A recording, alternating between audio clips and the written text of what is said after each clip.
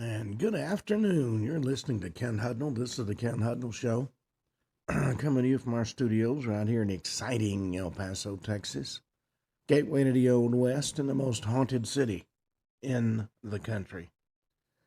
Well, today's July the 2nd, the 183rd day of this year. Just 182 days remain to the year's over with, and we'll start a new one. It's celebrated globally as World UFO Day. Features some minor observances like a National Anisette Day. 1776, the Continental Congress voted to approve Richard Henry Lee's resolution declaring the 13 colonies independent from Britain. On this day in 1964, President-elect I'm going to be King Johnson signed the Civil Rights Act of 1964. On this day in 1962, the very first Walmart store opened up in Rogers, Arkansas.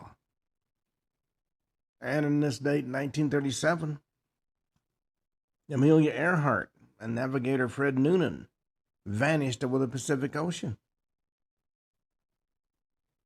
Well, let's see what stories we have in the news, because there's always something going on. And we're getting closer and closer to the 250th anniversary. Well, the USA advances in the World Cup after controversial red card versus Bosnia and Herzegovina. They're headed for round 16, defeating Bosnia and Herzegovina 2-0. It's the second time in Team USA history they won in the knockout stages. The only other came in 2002 when they beat Mexico 2-0. And now the USMNT will head back to Seattle to face Belgium. They came back from a 2-0 deficit against Senegal in the second half to win in extra time. Usually when USMNT enters the knockout stage in the World Cup, they're considered the underdogs, hoping to be scrappy to force an upset. This time around, in an expanded tournament format that begins with a round 32, the Croatia on home soil was the overwhelming favorite. Their play proved why, even in the face of adversity in the second half. It was an inauspicious start for the team after Bosnia and Herzegovina secured a couple of corner kicks, and goalkeeper Matt Freese hadn't really been challenged much in the World Cup, had to scramble to save one that was destined for the back of the net if he didn't do something about it. So, Tehran is preparing for the July 9th burial of Supreme Leader Ali Khamenei. More than 4 months after his death, as authorities mobilized the Basij militia on a massive security operation ahead of what's expected to be a historic turnout. After a lengthy delay to the funeral has raised a number of questions about how his remains have been preserved. Islamic tradition, according to analysts, generally calls for prompt burial and discourages chemical embalming. The mechanism is almost certainly refrigerated cold storage, not embalming, as Islam bars chemical embalming, according to counterterrorism expert Dr. Mohammed Omar. Shia law allows delayed burial and preservation by cold in exceptional cases. The clerical exemption for supreme leaders is easy to get, according to the analyst. Iran's forensic morgues already hold the bodies for months, so 4 months in freezing is not exotic. That's what religious and legal standards cover.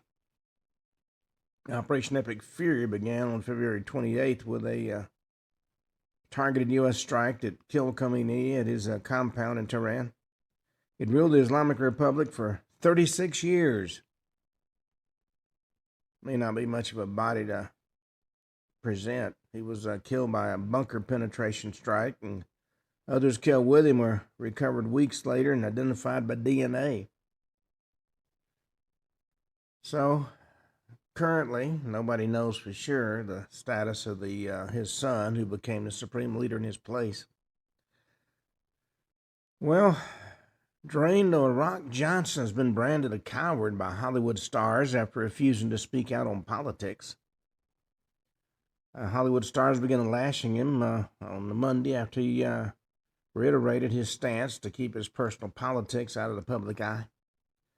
After telling Esquire earlier this month he hates the slinging of modern politics, the Star Trek alumni George Takei and Stand By Me actor Will Wheaton took to social media to slam Johnson.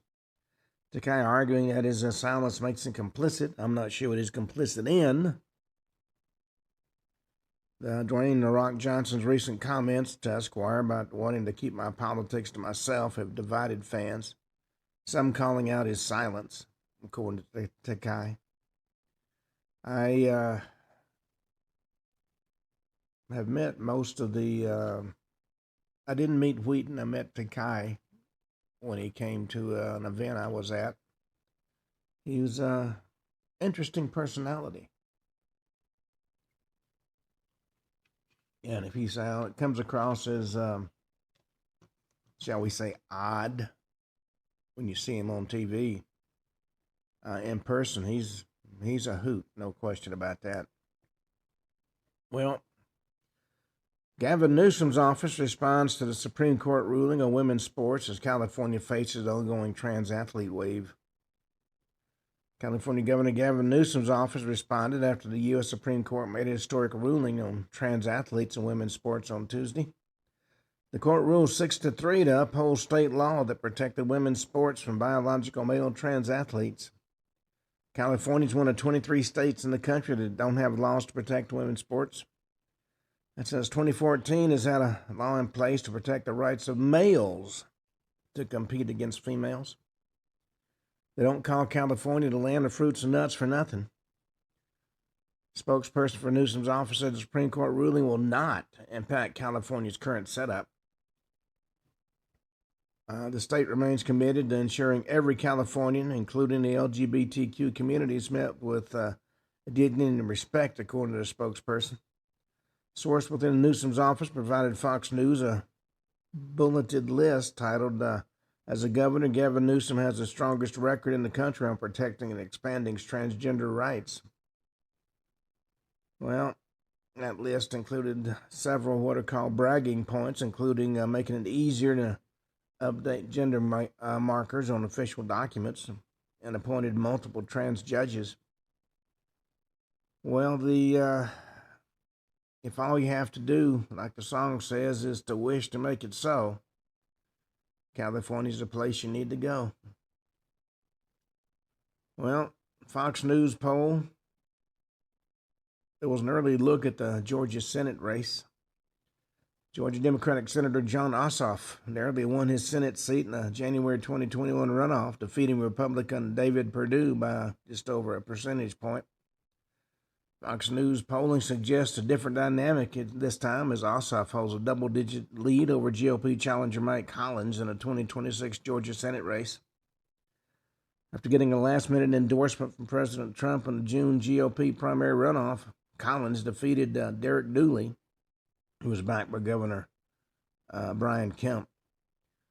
Trump carried the Peach State by about 2 points in 2024 after losing it by less than a point in 2020. Won the state by more than 5 points in 2016. Well, Georgia is a state with a interesting legal system. It has what I would call a cult of personality. Well, two were arrested at Costco after alleged fraudulent credit card shopping spree. Two suspected shoplifters arrested at a Costco location Sunday after allegedly attempting to use fraudulent credit cards to steal merchandise. The incident occurred about 3 p.m. in South Windsor, Connecticut, according to the South Windsor Police Department. Police said the pair of suspected serial Costco shoplifters identified them as 35-year-old Brittany Howard of the Bronx, New York, and 34-year-old Kashim Williams of Brooklyn. Officers responded to Costco at 1220 Tamarack Avenue for reports of two shoplifters actively stealing from the store and attempting to pay at the self-checkout with fraudulent credit cards. Well, if you've never been to Costco, it is quite a interesting process. Well, 16 children are found living in deplorable Ohio home conditions. 4 people have been arrested. It's been called pure evil. Not only were the 16 children found living in deplorable conditions, there was need for medical treatment in a rural Ohio home. Children found during a search of the home in Hamden, 60 miles southeast of Columbus, Ohio. That's according to State Attorney General Andy Wilson at a news conference. Conditions you can't even imagine people being in, let alone children, were found during the inspection. Children were removed from the home. Wilson called it the worst scene he'd encountered in his career, describing it as just simply pure evil. Several in serious condition when found, and 2 were flown to level 1 trauma centers because of their injuries. According to Wilson, if they'd waited 24 hours, there's a very high probability we'd be dealing with death or multiple deaths of these children. Benton County Sheriff Ryan Kane described hard conditions. There was a high presence of feces and bacterial matter. Well, let's see. Internal emails expose how July 4th bash is being derailed in a Democratic-run county. San Diego County officials and its Democrat-led Board of Supervisors are facing backlash after an American 250 4th of July celebration pitched as a tribute to the Declaration of Independence was reshaped with DEI-focused sponsorship rules.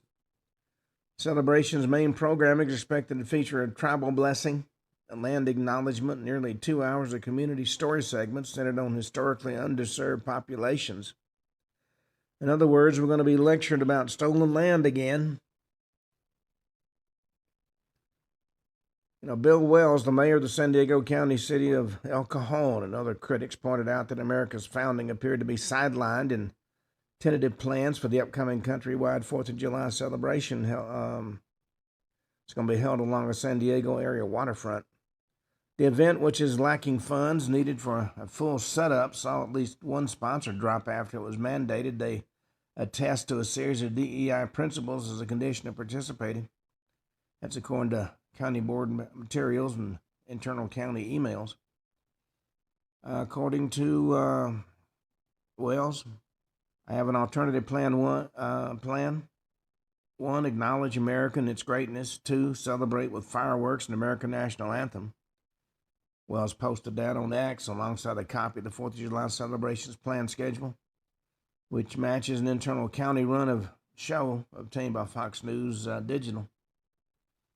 That rundown obtained by Fox News listed tribal intimate blessing welcoming to land shortly after guest arrival and sound check, followed by a welcoming and land acknowledgement led by the MC, then a tribal invocation, the Black National Anthem and regular national anthem, and the nearly 2 hours of community story segments focused on local tribal, Latino, Asian American, Native American, and Pacific Islander, LGBTQ, and Black and African communities. The event's also going to feature music and food trucks and booze and other cultural presentations, and it concludes with closing remarks, fireworks, and cleanup. According to David McIntosh, president of the conservative political advocacy giant Club for Growth, the official government for July 4th itinerary for San Diego reads like the opening ceremony of the Democratic Socialist of American Convention. Hopefully, this is not going to be turned into a typical Democratic-run political foo-for-all.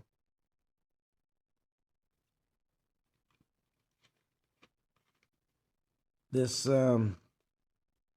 stolen land meme is just ludicrous. The Nancy Guthrie mystery could be solved with crowdsourcing help, according to a private eye. Over more than 21 weeks after the suspected abduction of Nancy Guthrie, the FBI and Google made a groundbreaking recovery of Nest doorbell video. 2 men had been detained and released without charges. Thousands of tips have been investigated, but she still hadn't been found. Herman Weisberg, a former NYPD detective turned high-profile private investigator, believes one phone call could still crack the case. He said, you got to have a lot of patience when you're dealing with that, because you just might be on your 7,000th call and your 15th cup of coffee that day. But the 7,001st call could be the one that really got a piece of valuable information in this. That's according to the managing director of the New York-based private firm Sage Intelligence. That 7,001st call could be the one that solves the case. With the investigation grinding on for more than 150 days and a steep decline in updates from authorities, Weisberg said the sheer volume of public interest in the case could ultimately become one of the investigators' greatest assets. Awareness that comes with high-profile crime like this should be an advantage in solving it if it's utilized correctly. Well, Taylor Swift and Travis Kelce's wedding could unleash unprecedented global spending frenzy. As the impending nuptials approach, experts say the ceremony is poised to become much more than a celebrity milestone. According to branding and business experts, the economic impact won't begin when the couple says "I do." It began the moment the wedding entered the cultural conversation. Even if the rumored July 3rd ceremony remains entirely private, experts told Fox News that Swift's influence is powerful enough to drive consumer spending without fans ever setting foot near the venue. Well, I don't know what all this worship is. She's a singer. Excuse me.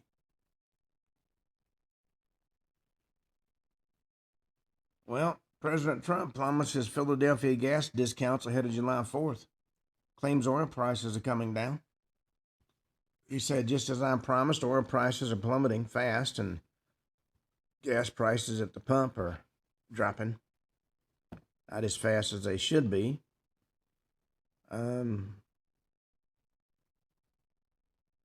Those that sell gasoline are still clutching to every penny they can get. Well, Stephen Smith shows his privilege by mocking Lakers roster for having too many white dudes. It's sports. What does it matter what somebody's color or ethnicity is? If you're good at your sport, so be it. But ESPN host Stephen Smith says the Los Angeles Lakers have too many white guys to succeed in the NBA. And on Wednesday, he mocked the team's trade for Walker Kessler, pairing him with Luke Doncic and Austin Reeves.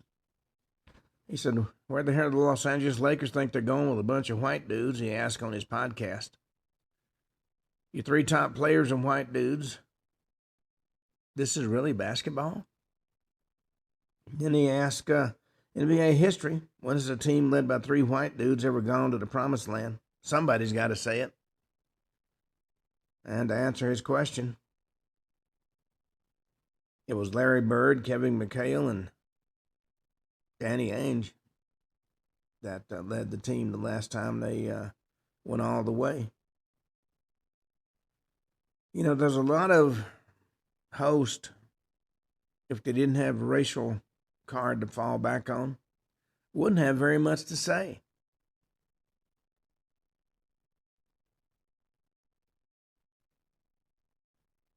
Well, new Iran attacks are forcing the Pentagon to rethink its decades-old Middle East-based strategy. After weeks of Iranian missile and drone attacks exposed the vulnerability of major U.S. military bases across the Gulf, Pentagon's weighing whether decades of relying on large permanent installations within range of Iranian weapons still makes strategic sense.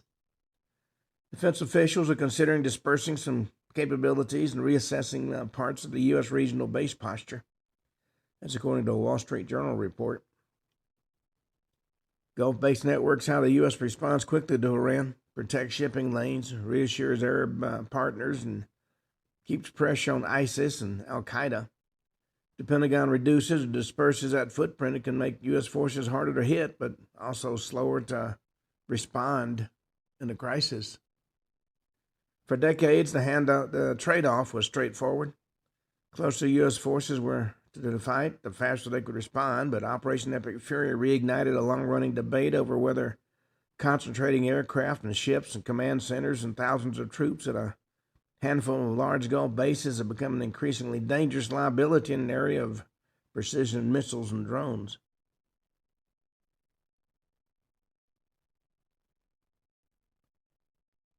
Red State capital city sparked conservative fire over Somali flag raising at City Hall. Really, we have a flag of another country being raised at City Hall. It's Columbus, Ohio, home of one of the largest Somali populations in the U.S., facing backlash over social media over a now deleted post celebrating the raising of the Somali flag. The Columbus Recreation and Parks Department posted on X on Wednesday, "Happy Somali Independence Day," as we celebrate the unification of the Trust Territory Somaliland and the state of Somaliland into the Somali Republic in 1960. City Hall will be raising the flag of Somalia. Well, as a military veteran, I have to say, if you worship the flag of another country, I invite you to go there. I don't see folks lining up to go to Somalia.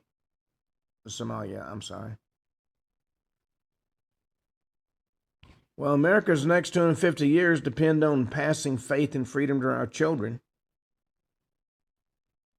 As we reach a major milestone this 4th of July, there'll be an elaborate fireworks, long parades, plenty of speeches about what the nation has accomplished and endured, all of which, of course, is worth celebrating. But if we're honest, a more pressing question than what we're commemorating is what we're heading toward. What we teach the next generation of Americans will determine what this country looks like at its next great milestone. Right now, we're in danger of handing them a version of America that has been stripped of the very thing that made it extraordinary in the first place: faith. Well, there's a lot of interesting stories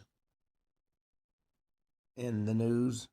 I just finished doing one a few minutes ago about San Diego going to turn it into a leftist charade. Why can't we just celebrate the fact that we've endured for 250 years? Well, get to our topic for today. We've been talking about a lot of conspiracies and theories about various things. In the early 1960s, a series of covert plans emerged from the depths of the Pentagon that sounded like they came straight out of a spy novel. It showed, in many cases, that the average American just can't trust its government. These plans, collectively known as Operation Northwoods, proposed shocking measures to manipulate public opinion and justify military action against Cuba. And as we delve into the details of this audacious scheme, we'll uncover the links governments will go to achieve their objectives, sometimes at the expense of truth and morality. Now, to understand Operation Northwoods, you have to first consider the historical context from which it came. The Cold War tensions between the U.S. and Cuba were at an all-time high during the early 60s. Fidel Castro had recently overthrown the American-backed dictator Fulgencio Batista, establishing a communist regime that aligned closely with the Soviets. This shift posed a significant threat to U.S. interest in the Western Hemisphere, and the fear of communist expansion was palpable. American policymakers were desperate to do something about it. Now, in April of 1961, we had the Bay of Pigs invasion. That was a CIA-backed attempt to overthrow Castro using Cuban exiles, ended in a catastrophic failure. The operation was poorly executed and met with fierce resistance from Castro's forces, resulting in the capture and death of most of the invaders. One of the main reasons for its failure was President Kennedy didn't produce the promised air support, and many people say that was one of the reasons for his assassination. Now, the failure of the Bay of Pigs was not only an embarrassment to the Kennedy administration, but also heightened the urgency to find alternative means to remove Castro from power. And in this climate of desperation and fear, Joint Chiefs of Staff came up with Operation Northwoods, a series of proposals aimed to create a pretext for open military intervention in Cuba. The plans included a variety of what were referred to as false flag operations, designed to deceive the American public and international community into supporting an invasion. One of the most startling proposals involved staging attacks on American soil and blaming them on the Cuban government. These fabricated attacks included the idea of hijacking planes and bombing U.S. cities. Planners even suggested using fake casualties and staged funerals to add realism to their deception. And the goal was to incite public outrage and generate support for a military response against Cuba. Now, in the early 1960s, we had the Vietnam War beginning its surge. American people really not favoring getting into a war. But since most people get their news from the mainstream media, a lot of stories were ginned up showing that Vietnam was definitely necessary and supporting action against Cuba. Now, the ethical and political implications of Operation Northwoods are absolutely staggering. The plan involved deliberately deceiving the American public, violation of the trust between the government and its citizens. The use of false flag attacks would have not only manipulated public opinion, but also potentially resulted in real harm to innocent people. Internationally, fallout could have been severe. Accusing Cuba of unprovoked aggression based on fabricated evidence would have further strained U.S.-Cuba relations, would have escalated tensions with the Soviet Union, risking a broader conflict during a period already full of nuclear threats.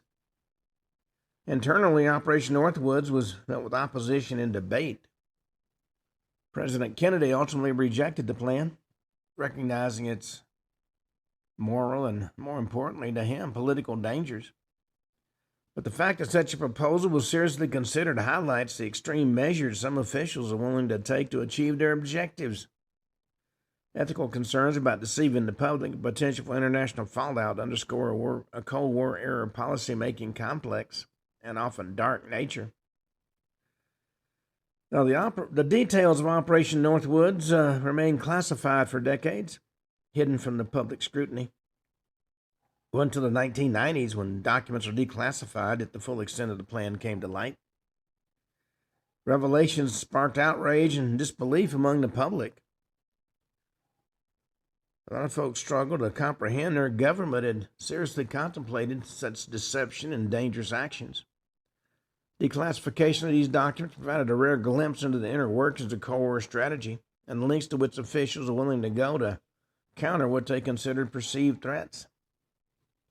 Public reaction to the revelations is one of shock and betrayal. Operation Northwoods became a symbol of government overreach and the potential for abuse of power. It reinforced the skepticism many Americans felt toward their government, particularly in the wake of other scandals and cover-ups that came to light during that same period. The impact on public trust was profound, contributing to the growing disillusionment with political institutions. And the legacy of Operation Northwoods continues to resonate today. It serves as a cautionary tale about the dangers of unchecked power and the importance of transparency and accountability in government. Examining this dark chapter in history gives you a deeper understanding of the ethical complexities and moral dilemmas that can rise in pursuing national security. The story of Operation Northwoods also challenges you to question the narratives presented by those in power and to remain vigilant against the potential for deception and manipulation. Now, Operation Northwoods is a striking example of the potential for government overreach. It reveals a darker side of policy making when national security is used to justify extreme measures. The very nature of this proposal raises serious questions about the balance of power and ethical responsibilities of those in leadership positions. When a government's willing to deceive its own citizens and manipulate public opinion to pursue its goals, undermines the very foundation of trust and transparency of which the democratic system is supposed to rely. The concept of government accountability becomes critical in exploring cases like Operation Northwoods. It demonstrates how secrecy and the pursuit of control can lead to proposals disregarding ethical boundaries, putting innocent lives at risk for strategic gain. And this pattern of behavior where clandestine actions are considered or even executed behind closed doors reveals the fragility of public trust and the dangers posed when power is unchecked. The revelation of these covert plans, often years or decades after they were conceived, reinforces the importance of transparency in government.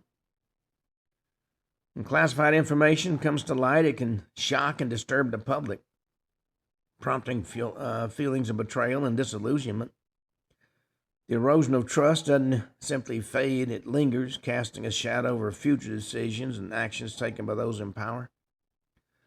Operation Northwoods is a cautionary tale about the lengths governments may go to pursue their objectives. It challenges us to reflect on the broader implications of unchecked authority, raising critical questions about ensuring ethical principles are upheld, even in the face of national security concerns. In examining these patterns of deception and manipulation, we are reminded of the essential role of accountability, transparency, and vigilance in safeguarding democratic values. Well, even more concerning than Operation Northwoods was what took place with Watergate. This was June 17, 1972. 5 men were arrested for breaking into the Democratic National Committee headquarters in the Watergate complex in Washington, D.C. These men were later linked to the committee to re-elect the president, also known as CREEP. The president in question was President Nixon. They were discovered to be attempting to wiretap phones and steal confidential documents. This break-in, initially appearing as a minor burglary, soon unraveled into a massive political scandal that, when links were traced back to members of Nixon's administration and its re-election committee, revealed a systematic abuse of power.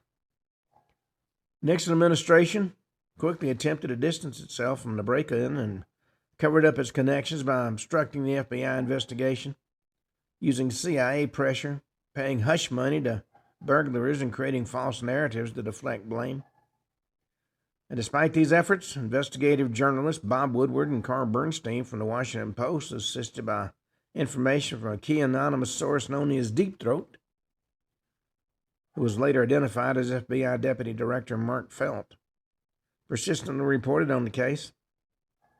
And this reporting exposed connections between the Nixon administration, the committee to re-elect the president, and a broader pattern of political espionage against perceived enemies. And Nixon was known for keeping an enemies list, no question about that.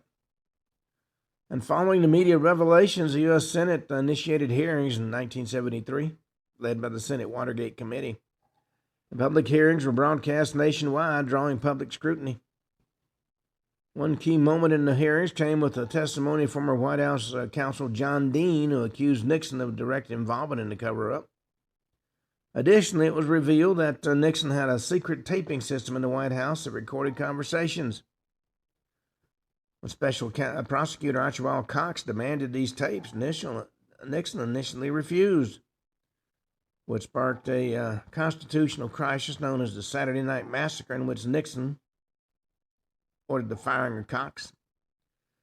And this led to the resignation of several top Justice Department officials and further intensified public backlash. Now, history shows the tapes eventually were released, although some sections are mysteriously missing. And they contained evidence implicating Nixon in the cover-up, particularly in discussions of obstructing the FBI's investigation. Facing mounting evidence and near certain impeachment, Nixon actually announced his resignation August 8, 1974, making him the very first U.S. president to resign from office. Vice President Gerald, I know when to keep my mouth shut Ford, assumed the presidency and later issued Nixon a controversial pardon, preventing him from facing potential criminal charges. In the scandal's aftermath, significant reforms were enacted to prevent similar abuses of executive power. In fact, in 1978, the Ethics in Government Act imposed restrictions on campaign finance and created the Federal Election Commission to enforce campaign finance laws. Public trust in the government was deeply shaken, leading to a shift in American political culture marked by skepticism toward political leaders. Watergate scandal highlighted the critical role of investigative journalism and reinforced the importance of checks and balances inside the U.S. democracy. The official narrative stands that Watergate was a profound breach of public trust, exposing the lengths to which Nixon's administration went to retain power through illegal means. These means included obstruction of justice, abuse of power, and manipulation of federal agencies. The narrative emphasizes the resilience of U.S. democratic institutions in holding even the highest offices accountable. Well, after my 40 years of dealing with federal agencies, since I left the military, I can tell you about obstruction of justice and abuse of power, manipulation of certain federal agencies. Of course, nobody wants to hear it because, of course, these people are blessed by God. Just ask them. The official story of Watergate paints it as a straightforward abuse of power by the Nixon administration. But if you dig deeper, it reveals a more complex and politically charged narrative. Rather than merely being a case of corruption and cover-up, some argue Watergate was an orchestrated effort to remove President Nixon for political reasons, much like how President Trump's being targeted through the court system. Far from being a mere scandal, Watergate may have been a premeditated move by powerful forces inside Washington working behind the scenes to discredit Nixon and dismantle his presidency. One prevailing theory is that Nixon was intentionally framed and set up by political adversaries determined to bring him down. And those who support this view suggest that factions within the intelligence community, particularly the FBI and the CIA, had their own motivation to see Nixon's downfall, especially as he worked to reduce their influence and their power. Nixon's foreign policy moves, including détente with the Soviet Union and opening relations with China, upset the established order, prompting these intelligence agencies to act against him. Watergate in this light is less about a burglary and more about orchestrating a crisis that could be used to push Nixon out of office. And I'm sure if the left could figure out a way to do that to President Trump, they'd be right there in front of the parade trying to get him out. The involvement of FBI Deputy Director Mark Felt, better known as Deep Throat, plays a critical role in this theory. While Felt's leaks to the media have been portrayed as acts of integrity, some believe they were driven by personal ambition and political motives. Felt had been passed over for the position of FBI Director, and a lot of folks argue his decision to leak was rooted in a desire for revenge rather than a noble pursuit of justice. His actions conveniently fueled the media firestorm that led to Nixon's resignation, raising questions about whether this is part of a larger political maneuver. And the role of the media in escalating the Watergate crisis has come under scrutiny. While Woodward and Bernstein are celebrated for their investigative journalism, critics argue that the media's relentless focus on Nixon and the scandal was politically motivated. Certain journalists and outlets aligned with the anti-Nixon political faction may have strategically amplified this scandal to weaken his presidency. This is not just about uncovering corruption, but using the scandal to ensure Nixon's downfall. Whether or not the full story of Watergate was as damning as portrayed.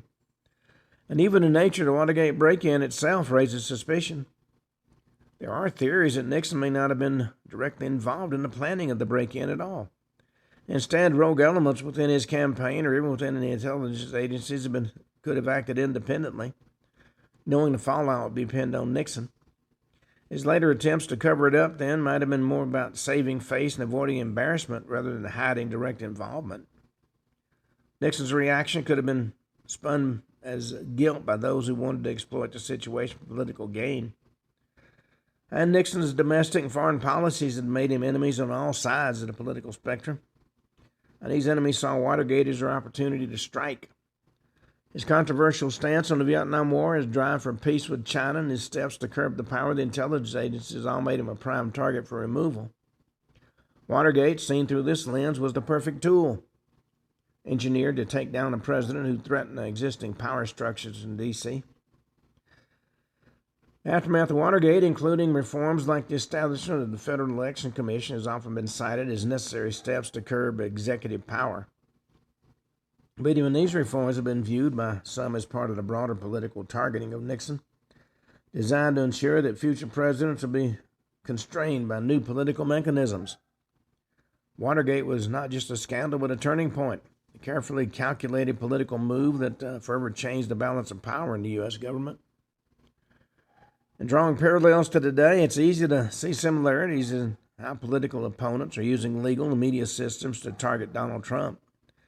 And just as Nixon was framed as the ultimate victim, some argue that Trump's being dragged through the courtrooms in a similar bid to discredit him and prevent him from returning to power.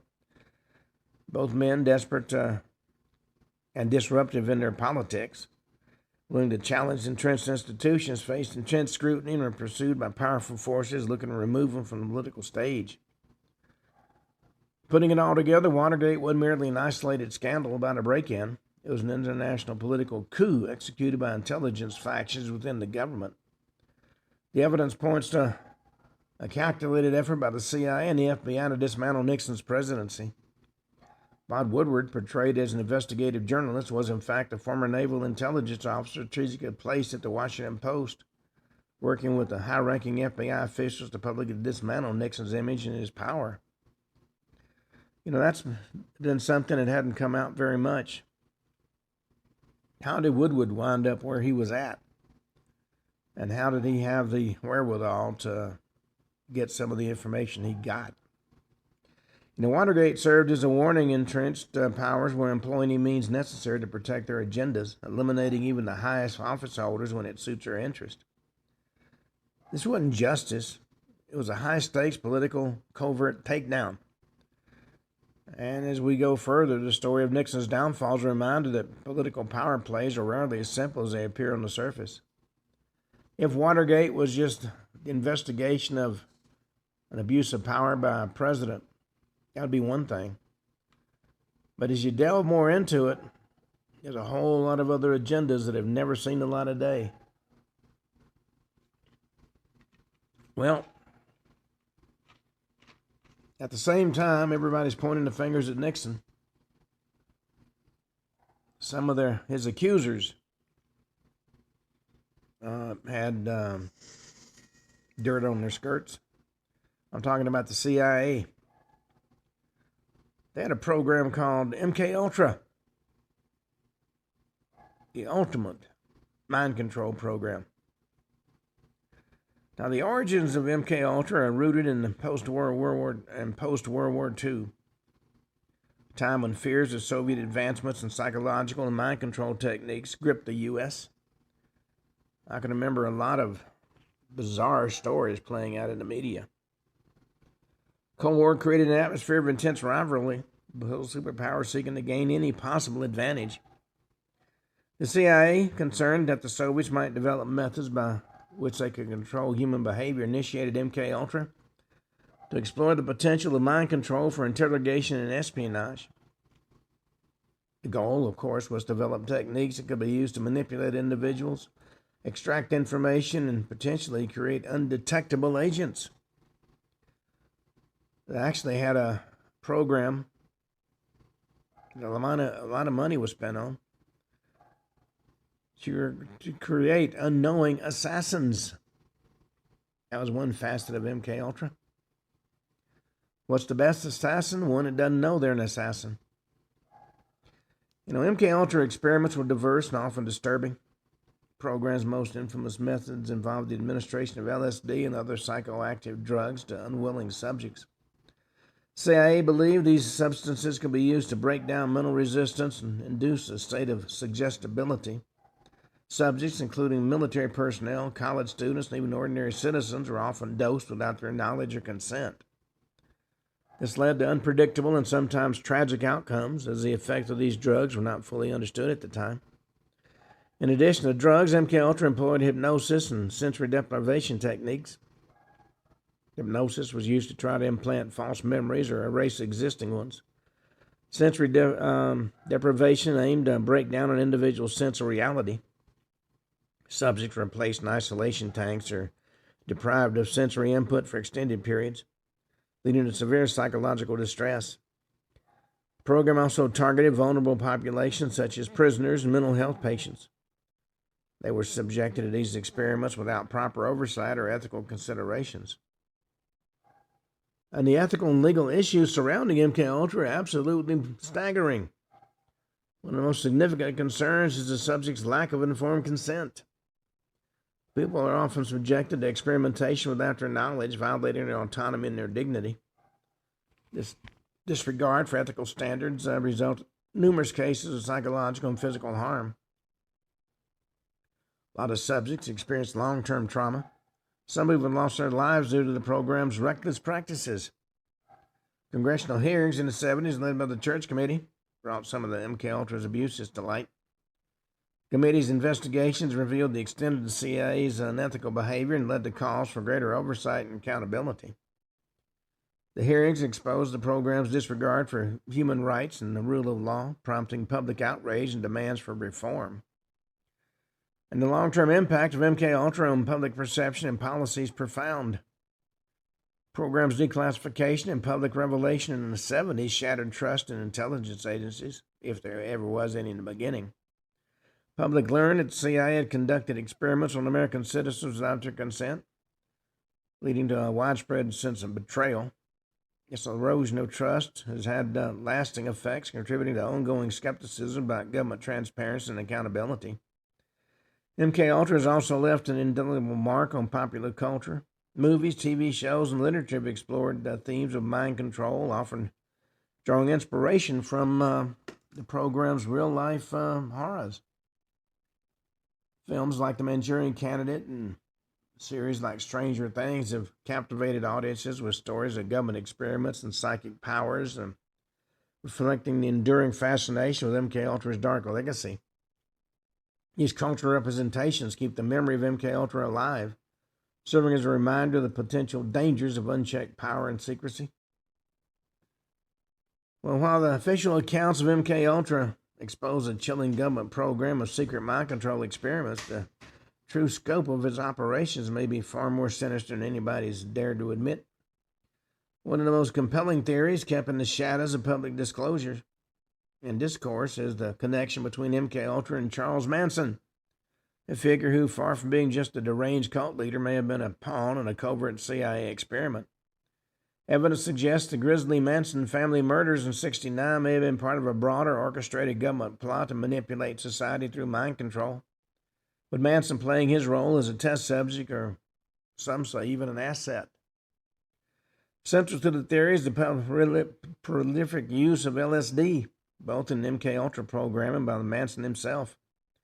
CIA's involvement in experimenting with LSD as a tool for mind control is well documented. Manson's own use of the drug to control and manipulate his followers is too striking and too similar to that of the CIA to be a mere coincidence. It's easy to see the CIA could have supplied Manson with the drug, not only to experiment on him, but to test the limits of psychological manipulation on a vulnerable cult-like group. How else could Manson obtain such quantities of the drug, and how else could he maintained such an iron grip over his followers who were willing to kill on command. Manson's suspicious legal history fuels further intrigue.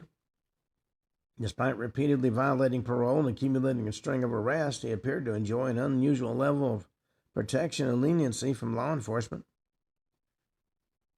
And those that are familiar with it are sure this is not a bureaucratic oversight, part of a larger, darker plan. That Manson was kept free and operational to serve as an ongoing subject for the CIA's study into mind control also suggests that allowing Manson to continue his operation was not only intentional but necessary for the government's covert social experiments. The lack of severe legal consequences, despite his criminal behavior, raises plenty of red flags about who was really pulling the strings behind the scene. While you see a lot of this soft-owned crime supported by a lot of Soros-backed DAs, in the case of Charles Manson, it went beyond anything anyone could logically support. And moreover, Manson's rise to infamy didn't just come out of nowhere. It aligned perfectly with the counterculture movement of the 60s. And it's arguable that the Manson family murders are part of a CIA strategy to discredit the growing counterculture movement, which had embraced psychedelic drugs like LSD and opposed the establishment. By associating the brutal violence of the Manson family with the peace-loving ethos of the hippie movement, government could shift public opinion against those challenging the status quo. And in this light, Manson wasn't simply a criminal mastermind, but a tool used to stoke fear and chaos, discrediting the very movement that threatened the government's control.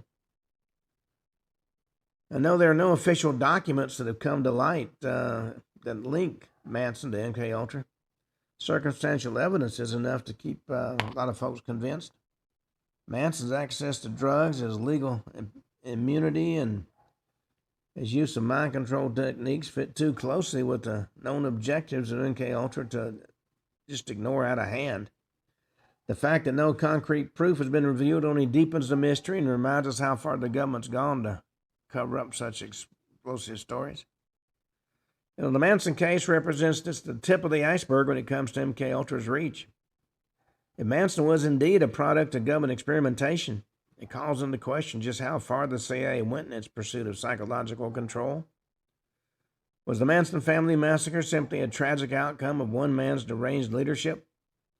Was it a planned social experiment meant to discredit the very movement that sought peace and freedom? Well, these questions challenge us to reconsider everything we think we know about the government's role in society. MKUltra has already shown us that the government has no qualms about experimenting on its own citizens. And the Manson connection, whether proven or not, taps into the deeper fear that those in power are willing to manipulate even the darkest corners of the human behavior to achieve their ends. And if you reflect on MKUltra, consider the ethical implications and the human cost of these experiments. Whether you focus on the confirmed abuses or the speculative connections like the Manson case, the program's legacy serves as a stark reminder of the critical need for oversight in government and scientific research. MKUltra challenges us to confront the moral boundaries of how far institutions should go in the pursuit of knowledge, power, and national security. And as we move forward, the next chapter is going to take us even deeper into other covert operations and secret projects, continuing to reveal the hidden layers of government actions and their lasting impact. As you delve into stories like this, as you follow each path, some of the strangest connections come to light. In the shadows of these historical events, whether verified or fueled by theories, ethical dilemmas, power struggles, and the quest for control come to light. And these stories compel Americans to stay vigilant, questioning the narratives we're given and remaining mindful of the complex forces at play behind the scenes. As the exploration of government secrets continues, new insights are going to emerge, pushing us to reevaluate our understanding of authority, accountability, and, in fact, our entire world.